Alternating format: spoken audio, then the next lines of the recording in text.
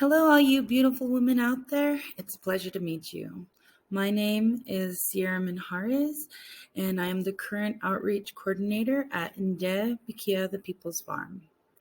So I'm not sure if you know who we are, but I'll give you a little brief overview about what we do and where we're located. So Ndee, Bikiyaa, the People's Farm is located at 2 Farm Road in Canyon Day, Arizona, and we're open Monday through Friday, 8 to 5. But that's different for our store hours. Our store hours are Tuesday through Thursday, 9 to 4. We're normally here throughout the week, though, but we're always readily available if you need any type of assistance. We do have a Facebook page that we utilize a lot, and you can also give us a call or leave us a message at 928-338-4271. So, the farm's main mission is to restore cultural and personal health amongst the White Mountain Apaches through agriculture. We basically want to pretty much teach you guys food sovereignty from the farm by using ancient tribal techniques that we learned from our elders, because majority of the information that we have we learned from our elders, and we want to keep that culture alive and that tradition going for the future generations by utilizing the ones we learned from our past. So I want to talk about how we are able to bring holistic healing to the Apache people through gardening and agriculture. I was told by Farmer Clayton, who heard from his elders, that when we plant our seeds and we do cover crops to restore the nutrients in the soil, it's like massaging Mother Earth. Sometimes you have to just put your hands on the ground and humble yourself, because food takes a lot of hard work, from growing to preparing, collecting, cleaning, cooking, all of it. There's lessons to be learned. We have it so easily these days. We could just go to the store, but our ancestors, they did all kinds of gathering of different medicinal foods and seeds and nuts and berries all around us. There's food everywhere. It's just the knowledge that isn't there. We can go in our backyards and find different things to eat. It's just we don't know which ones we can eat. When we were taking walks with Larold and even Twyla, they would tell us, you can eat that one, but that one will kill you.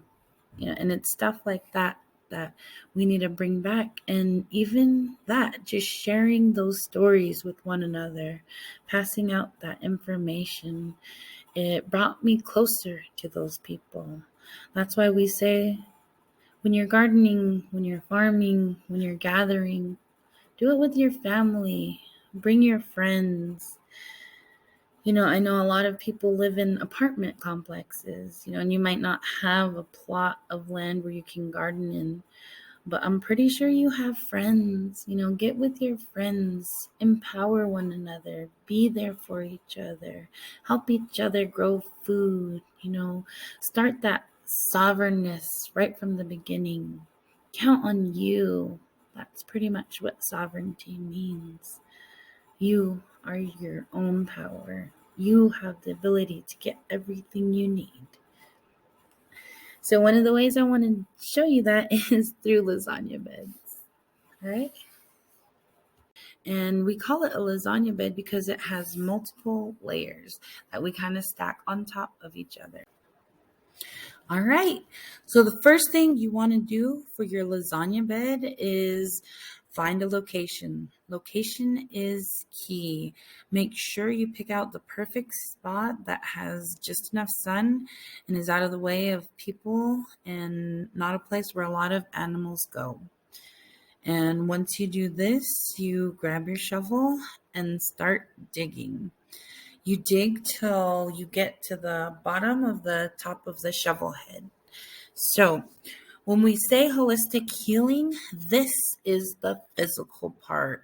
It's so hard breaking up a hard ground. So, you might need to put down some water the night before you start really digging and let your earth get a little bit of moisture so that it's easier to break apart. Otherwise, you'll get so many blisters, and it is an intense workout. But even at that, it's physical, and that's part of trying to make your own lasagna bed. And then once you get all of that dirt out of the way, be sure to save that because we're going to use that for our topsoil. And the first layer you're going to put down is cardboard. So once you have your hole dug, you put cardboard right along the bottom. And even newspapers will work too. Cardboard and layers of newspapers. You want to have a pretty thick amount just so that the cardboard, what it does is it adds carbon to the ground as well as prevents weeds from growing up into your garden. All right, so after you have your cardboard and newspapers down, the next layer that we have been doing lately is adding our cinder sand. And what our cinder sand does is it helps build structure for when the roots grow down, they're able to make their own pathways, and it aerates the soil so that it's not just compact into the ground or rests on top. The water filtrates through the cinder sand and is able to get the water to the roots where it needs it the most. All right, so after you have your cardboard and your cinder sand down, the next layer would be your browns. And when we say browns, we mean the brown materials, like when the leaves fall from the cottonwood trees, the pine needles, any scraps of wood or sawdust, you can throw that in there and leave it in a pretty nice layer. And I'm going to leave a little clip of Farmer Clayton doing just that.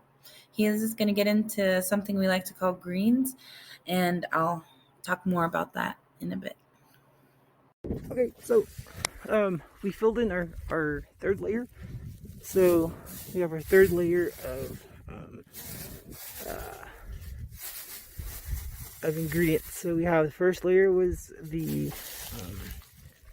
straw, and then our greens, and then more straw. So we might be able to do another layer of greens and straw here. So let's try it out and see how it goes.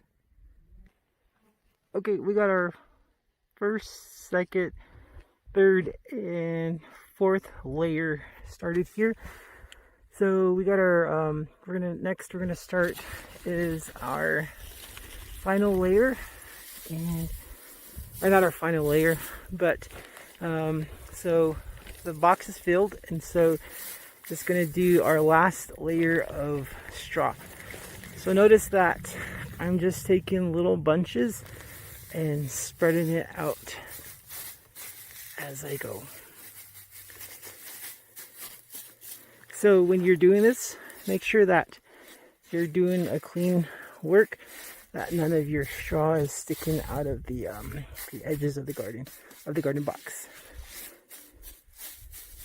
So tuck it in. Okay, so this is what your garden bed should look like once it is full. So we did 3 layers of the straw and 3 layers of the nitrogen. So that's what we have here.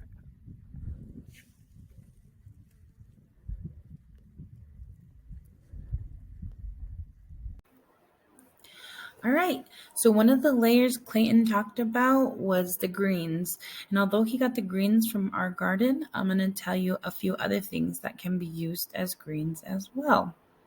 So, when you have your rotten food, like your squash or your salads that you just accidentally forgot to eat throughout the week, even your fruits and vegetables, that old banana peel, those eggshells, coffee grinds, all of that stuff is compostable.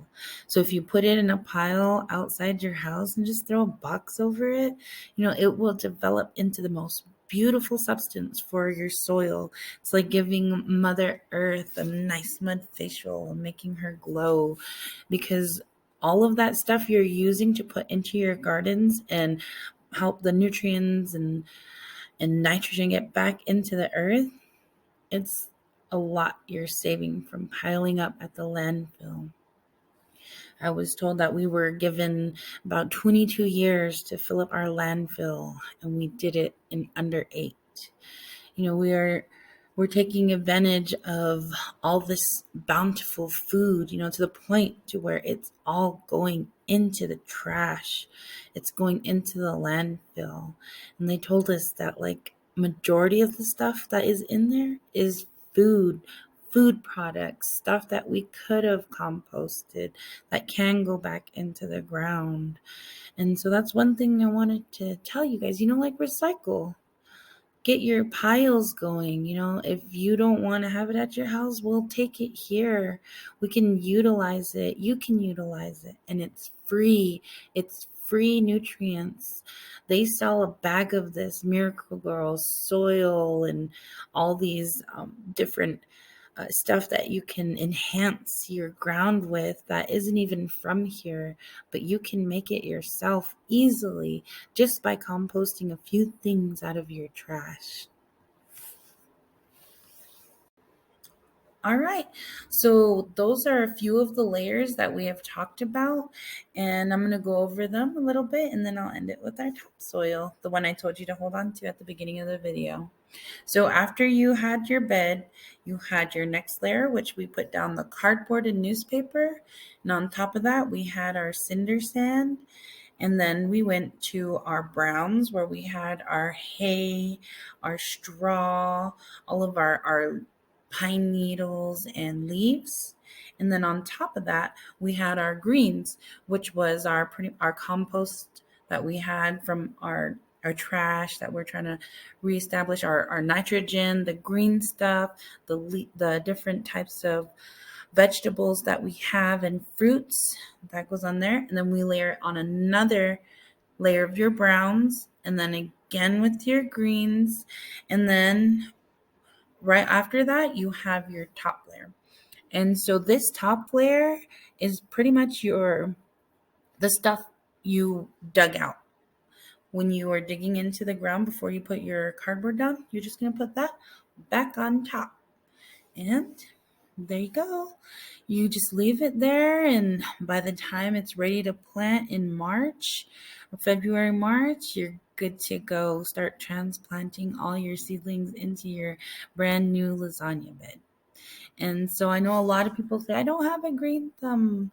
I used to kill crickets, but in reality, I'm pretty sure it's just your soil. And once you start getting your layers right, I'm pretty sure you can grow anything you want to in this Apache soil. We're in Ndee. The soil and everything couldn't get much drier, and yet here we are, this little farm in the desert, our little oasis right here in the middle of all the heat. So, if you ever have any questions or just need an overview, give us a call and even just visit our farm page on Facebook. We're more than able to help you, and we love to support the community as well as our women.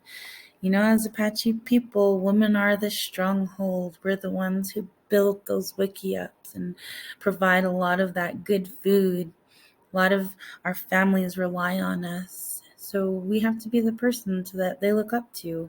We have to lead by example and teach those lessons that we weren't taught, the stuff that we need them to know to be able to survive on their own. Times can get hard, but at least they'll know how to grow their own food. They won't have to rely on anybody. They'll be completely self sufficient. And then, even with that, you can go back to your roots and learn that way. There's elders everywhere willing to teach you what you need to know, all these important facts. They just need an ear for someone to listen to them. And then with that, that's a seed. All of these are just planting seeds. Bring your family, bring your friends, heal together. Food is medicine.